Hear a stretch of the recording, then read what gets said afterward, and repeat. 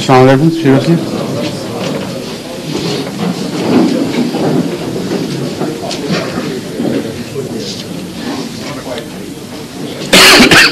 Laik Ahmed Tahir, recitation of the Holy Quran, please.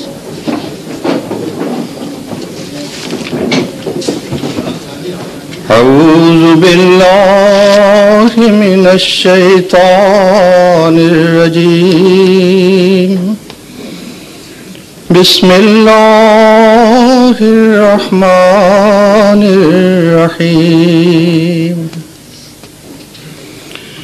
إن الذين قالوا ربنا الله ثم استقاموا تتنزل عليهم الملائكة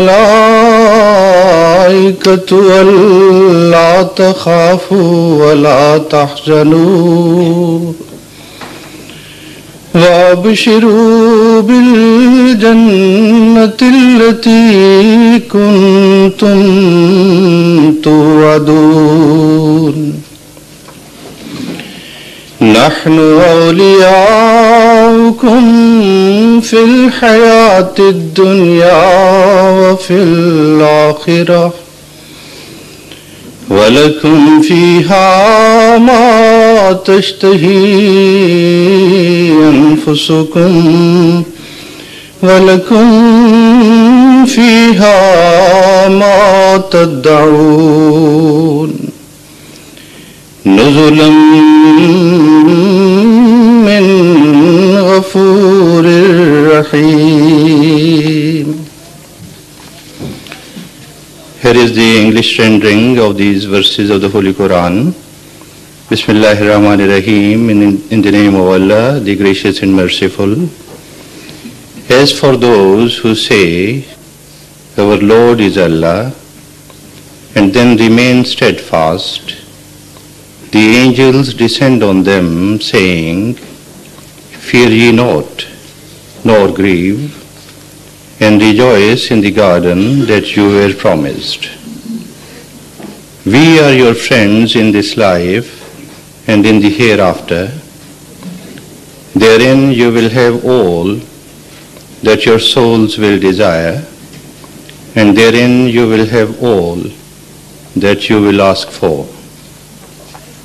An entertainment for the most forgiving, the merciful.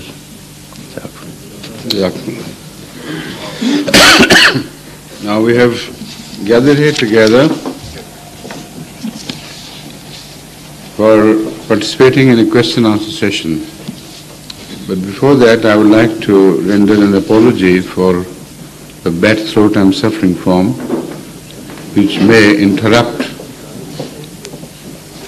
my answers repeatedly with irrepressible cough. I have been suffering from slight irritation of the throat for the last 2-3 weeks. But the day before, somebody brought me some food with very special request that I must eat something of it. And that was cooked in margarine, to which I am extremely allergic. On top of that, some sour material was used, which is not kind to throats anyway. So that is why I had a sudden flare-up of that slight irritation, but I hope, inshallah, within 2-3 days, it will get under control. But for this session, I apologize if you hear me cough so repeatedly and it interrupts my answers. With that, I request those of you, our dear guests, who would like to ask a question or two, to occupy the available seats. Where are they? The blue chairs, right in front of the mic, the blue chairs. In front of the microphone, the chairs are already arranged, empty chairs over there. So any guests who would like to ask a question can come and sit there waiting for their turn, please. And the one who is occupying the front chair, would you like to ask a question? Would you like to ask a question or would you? You? Why are you sitting in the front of that double row? Right. Please. I would like to know the justification of this hadith about the... Would you kindly come to the microphones? I would like to know how you justify with this hadith that Isa alayhi salam and about the Mirza Ghulam Ahmad Sahab. Hazrat Ibn Umar narrated that Huzur Akram Rasulullah sallam said to me that Hazrat Isa will come and he will be married and he will have his own children and he will live in this world in 45 years. Then he will dead. And he will bury near to my grave. And in the day of the Qiyamah, he will come with the grave with me and another grave from Hazrat Abu Bakr Siddiq Raziyallahu Ta'ala Anhu, another from Hazrat Umar Farooq Raziyallahu Ta'ala Anhu. And would you read the Arabic words which have been translated by you as will be buried near me close to my grave? Read the Arabic words? Right, no, there is no Arabic word here because I take this hadith from in the Urdu version and written by the Mr. Man who Mozwani. has translated it has not been honest to the words of Hazrat Muhammad Rasulullah sallam. Yudfanu, the words are Yudfanu ma'i fi qabri. He will be buried with me in my grave. No, near with the grave. No, this is what I'm telling you. Yeah.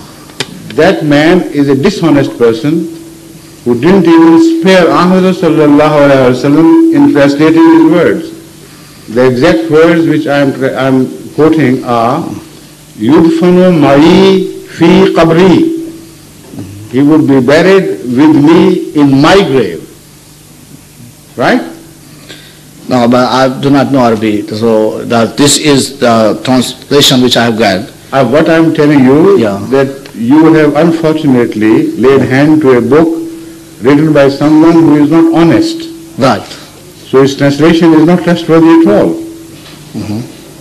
But apart from what he has written, you kindly frame your question yourself. Right. Please. Yeah, the justification, how you can justification for this hadith. Justification for hadith is not my job to make. Right. Ahmad sallallahu alaihi wasallam said things and whatever he said, he was justified. Respected sir, the question is this, that in this hadith, as stated, that Isa alayhi salam will be in Madinah Munawwara. Okay, just a minute. And also that he will be buried. Yeah. With Rasulullah sallam in his grave. In the Maqbara. No, it doesn't say that. Why in the last he says, Qabr se murad Maqbara hai. It's wrong, absolutely wrong. Fi qabri. He says, Yudfanu ma'i fi qabri. The mullahs are changing their stance because of our, pointing out that you have been believing in something which you will never permit yourself to happen. So obviously you have misunderstood the meaning. And you are literally translating something which was to be translated metaphorically. Now this is the point which I am raising once again. Qabri here is singular addressed to him himself, possessed by him. Qabri is muzaf ilayh. It says, Yudfanu ma'i, he will be buried with me in my grave. Now, I have been pointing out to the mullahs that if this is the sign you require from Hazrat Masih Maud to be fulfilled, then your logic is this, that whoever claims to be the Messiah, nobody would believe in him until he dies and he is buried in the grave of Hazrat Muhammad Rasulullah sallallahu alaihi wasallam. And is there any man today alive, any Muslim, who would permit anybody, any claimant to Messiahhood, to be buried to open the grave of Muhammad Sallallahu Alaihi Wasallam and to bury him there? Now, this is the fallacy about this hadith.